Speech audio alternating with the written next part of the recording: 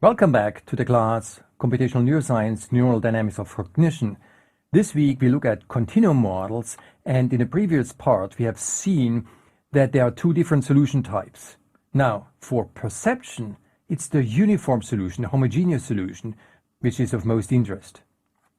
As we have seen, for no input, the activity would be completely flat as a function of space, signaling that there is no input.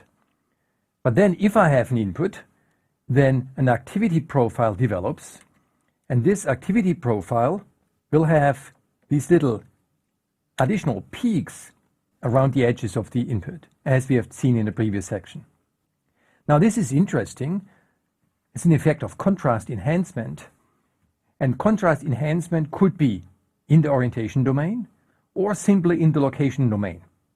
So signaling the end of the input, signaling a strong change in the input. So now let's look at this little diagram. So at my home, I have a white phone. The white phone has black keys.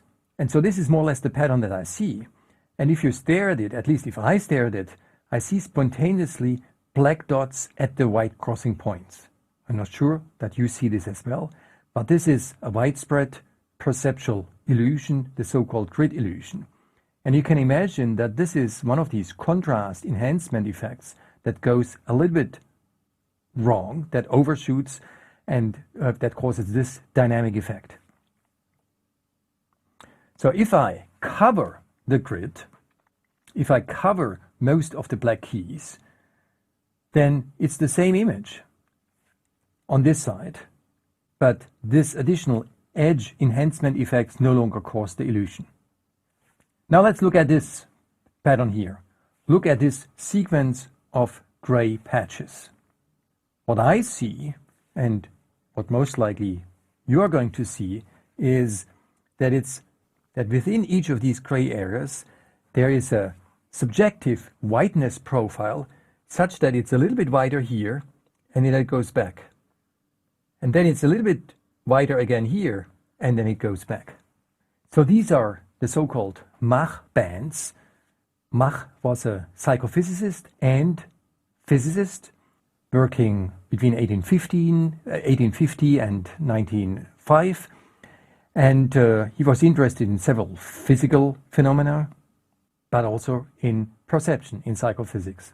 And these are the Mach bands, and it's a visual illusion, because if I cover the stripes to the left, you no longer see these overshoots. Now you see that indeed this is a gray constant area. This is an area with constant gray value. So if we take now our continuum model in the input-driven regime, in the regime where normally we have a flat solution, and I apply a stimulus that has these little steps here. So this is my stimulus, and it goes to larger and larger intensity values. Then you see these overshoots in the response. So this is my activity at these different locations X. So this is my spatial location. And you see these nice overshoots that correspond to the Mach bands that we have seen before.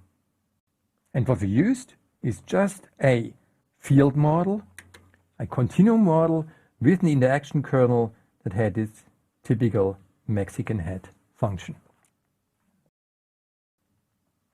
So these ring models in the input-driven regime have been widely used. And one of the effects is a certain sharpening. It's another way to look at contrast enhancement.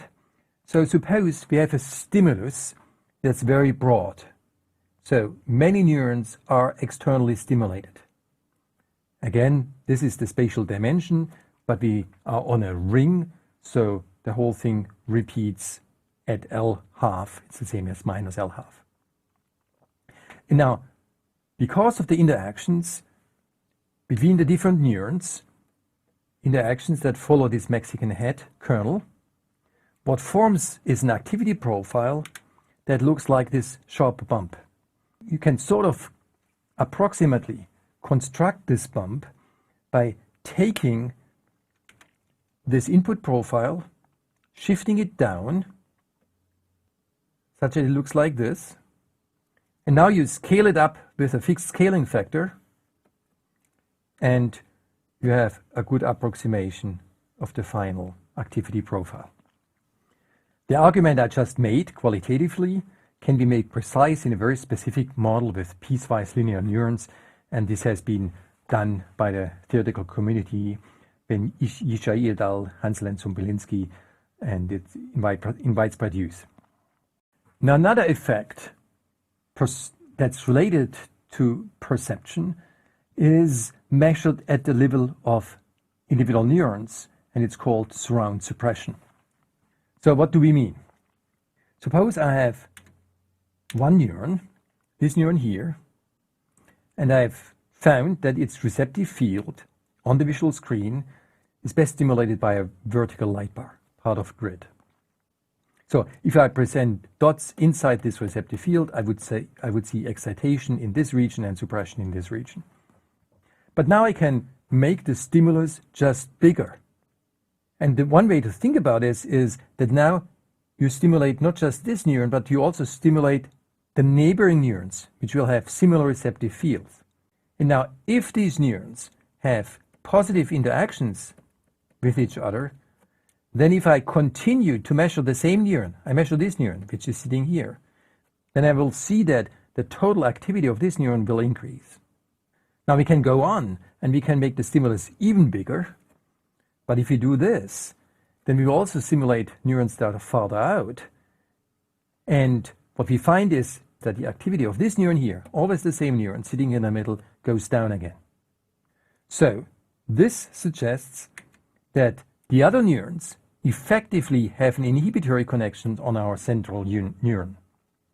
So that overall, this pattern can be accounted for if we assume that we have a Mexican head-like interaction profile, an effective Mexican head-like interaction profile, because in reality, excitatory neurons and inhibitory neurons are, of course, separated.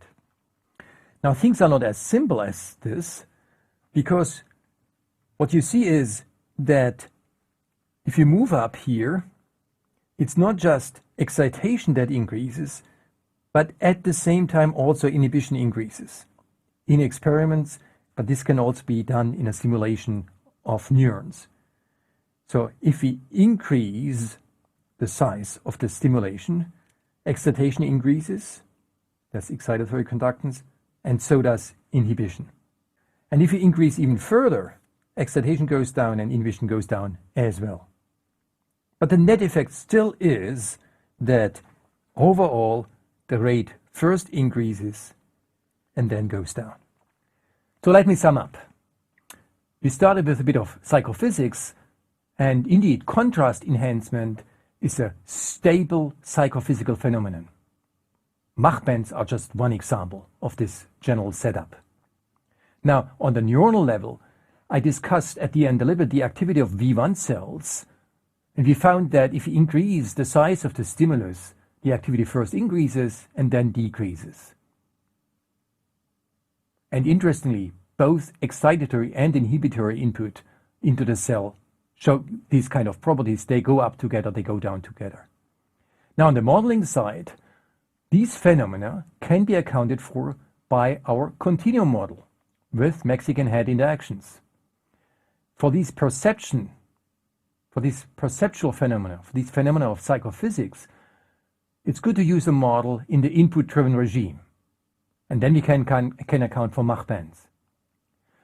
The same kind of model, if you adjust for a little bit of biological parameters, can also account for receptive field tuning.